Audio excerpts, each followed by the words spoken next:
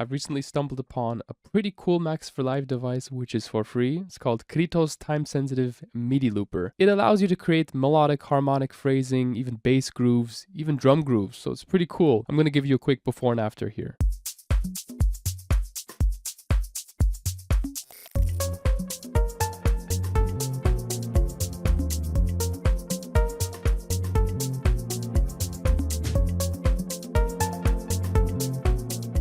This is the drum loop that we have so far. Some nice little organic house drum groove. Now I'd like to get some kind of melody or some kind of harmonic idea going. So what I'm going to do is create a MIDI track. In this MIDI track, I'm going to load this device called Quantised Timing Sensitive MIDI Looper. It's basically just an emulation of the looper device that Ableton Live has. I'll just load it in for the sake of demonstration. It works better for live performances. A looper by Ableton Live is more designed for audio and resampling audio, but I feel like this one does a great job with quantizing the MIDI. So what we're going to do is work with this free Max for Live device today. And now I'm going to load a scale because I'm feeling kind of lazy. Let's go for major, then let's load up the minor scale as well. That always works well. And you know what? Let's go for some kind of Phrygian scale, maybe Phrygian dominant. Just load all these three devices next to each other. And I always like having a pitch on my tracks as well, so I can change the pitch. I already have one loaded by default in my tracks up front, but I'm going to delete that. So we have one at the end and we can change the octave. Now I'm going to load up my favorite synth, Diva. I'm going to load up some kind of plucky sound really quick. Now we're going to disable some scales since we just want to work with one. So I'm going to hit 0 on my keyboard to disable the scales since we just want minor. And now what this guy does is it records our MIDI in real time and loops it according to the loop length that we've set here. We can set it to a bar, we can set it to 1 beat, but 1 bar usually works best for me. And down here you can see the amount of quantization. I'm going to quantize it to 16th. And make sure that it's on 100% quantization so it quantizes it perfectly on the 16ths. Overdub, make sure that's on so you can play on top of your loop. And record, you can see it's tied with overdub. So if record is off, overdub is also off. I'm going to make sure to keep those all on for now. We've chosen the scale of C minor right here. And now let's say we have no idea what we want to get going. I'm just going to start with basic C note and add notes on top of that. So let's get the loop playing. Make sure your track is record armed and hit play. I'm going to just hit the C. You see it's already recording here, 1 bar. Quantized. And no matter what note we add, it's going to be in the scale of C minor. And perfectly quantized.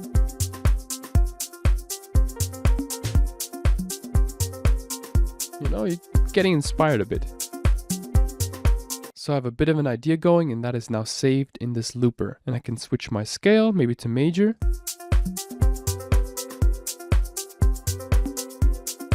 Yeah, you can stick with C minor. You can also change your scale completely, the root note.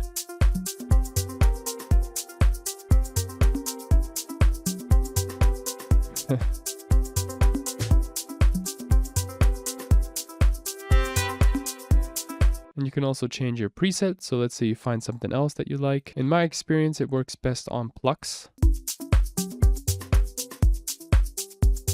And if we like the MIDI, the best way to resample it is to create an audio track. We're going to select track 2 as our input, hit record arm, and simply record the MIDI into a new track so we have it saved. Chop out the end, Command E, and then save the MIDI, just put it here. And then we can create a new jam, perhaps. Go to another scale, like F sharp minor. We can clear our recording by hitting clear. And then we can record arm this track again, change the scale to what we like, maybe like something else, I don't know. F sharp minor, and then let's hit play. I'm just gonna jam, just press some notes here. Like literally no plan whatsoever, just jamming and hitting notes on my keyboard.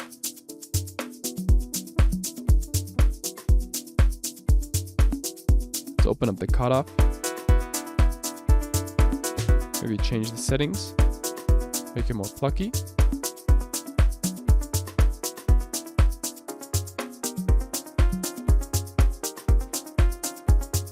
Can also change the scale to Phrygian dominant. Let's see what it gives us here. Yeah, I like that. Let's record that into a new layer again.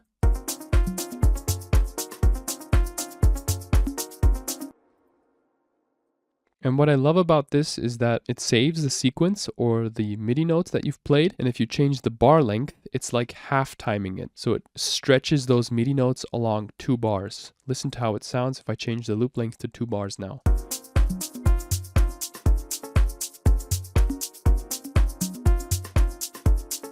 And you can record on top of this. So let's record arm.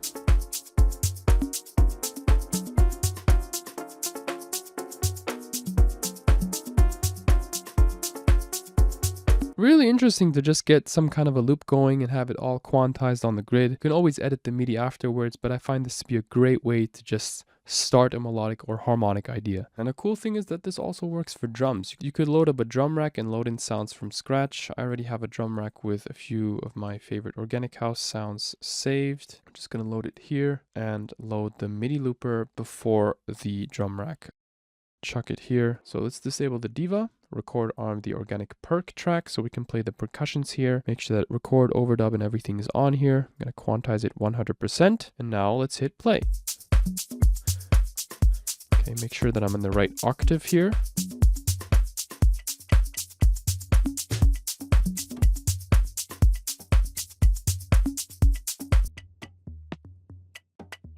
See how it's already playing that sequence? And I'm adding to the sequence now.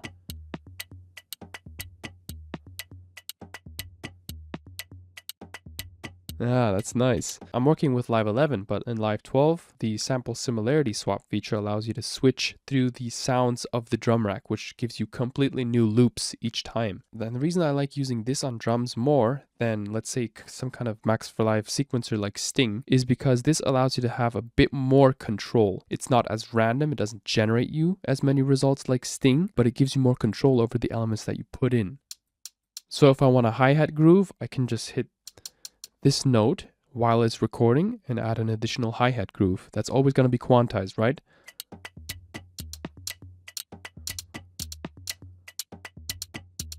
You hear that? In this case, it might make sense to resample the audio. So what I'm going to do is create a new audio track, hit resampling as the input, record arm, record. And I've created my quick little drum groove this way. And you could also add swing here, but I haven't done that. Delay notes. That is so dope. You could also increase the note length. If you want really short notes. Yeah, it could be really interesting. So we've added our own little percussion groove here and our own little MIDI sequence using the diva. And the more time we spend, the more layers we can create, the more we can get a sound that sounds full. And now I'd like to talk less and just jam around and see what I come up with. So join in with me. I'm going to clear the sequence.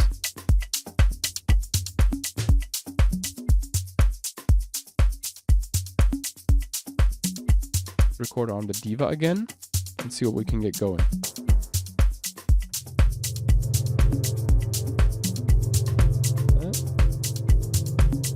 Go up an octave. There we go.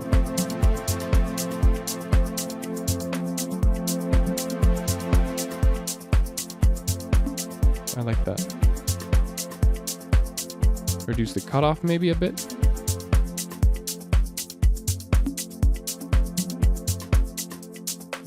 I'm going to duplicate the diva layer now, record arm, switch the preset for something plucky again. So I have an ambient pad, a swell. Let's say maybe we want to go for a bass line. Let's see. Yeah, we're still in the scale of F Phrygian dominant. And we have a bass line sound loaded. Hit clear and now hit play.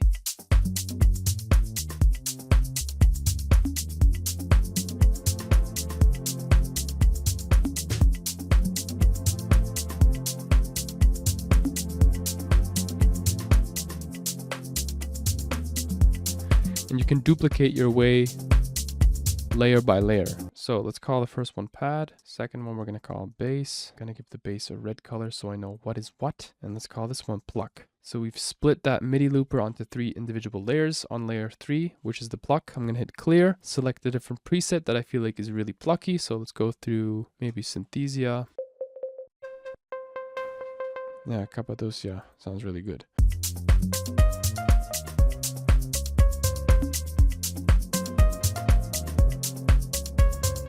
Oh, nice. And I'm gonna overdub on this pluck layer.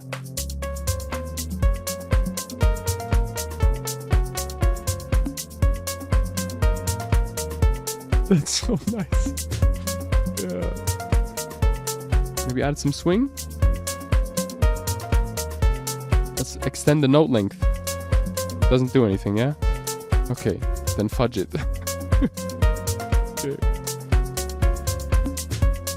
You know what? That's so cool that I feel like resampling it. So again, new MIDI track, Command-Shift-T, record arm the MIDI track, extend it a bit, make sure that the audio is coming from pluck, and hit record.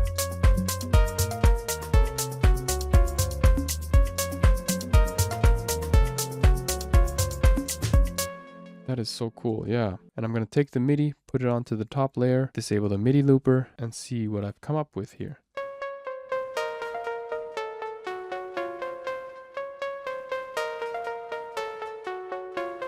And then you can start adding changes to your MIDI, maybe adding a few notes along the way, taking away a few notes or placing them differently. And I think this is going to be pretty fun in Ableton Live 12 since it's going to come with a lot of new MIDI editing features. And yeah, from then on we can just tweak our synth parameters, maybe reduce the cutoffs on some synths, maybe like the pluck, dial it down a bit, or automate it.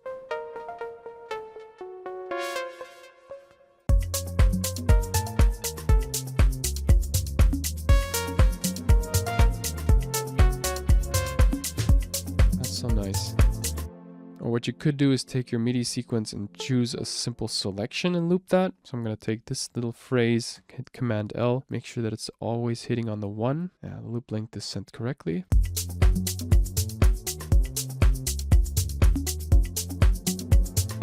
Okay, I feel like that's enough for today's video. Thank you so much for watching. If you enjoyed, like and subscribe. You can grab these sounds and presets on Lotus Tunes. I'll see you in the next video. Cheers.